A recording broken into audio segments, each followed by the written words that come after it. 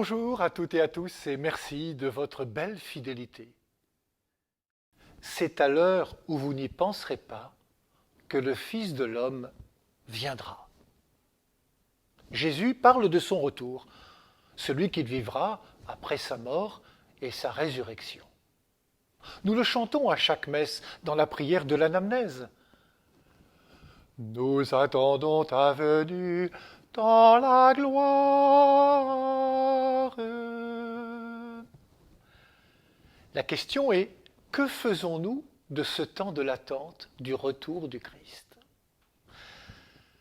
C'est le temps de notre vie d'aujourd'hui, de notre vie la plus quotidienne qui soit, la vie de tous les jours.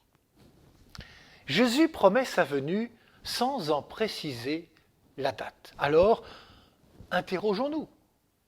Que permet cette absence de date?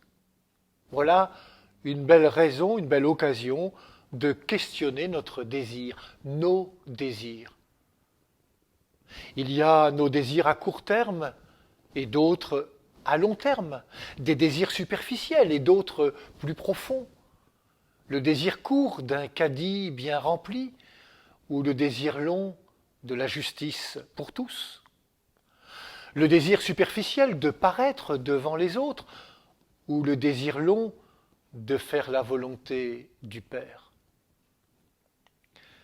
Saint Augustin écrivait « Dieu, en faisant attendre, étend le désir. En faisant désirer, il étend l'âme. En étendant l'âme, il la rend capable de recevoir. Désirons donc, mes frères, parce que nous devons être comblés. » Le Seigneur est comme cet intendant de la parabole qui nous a confié sa maison, cette maison commune dont aime parler François, l'évêque de Rome.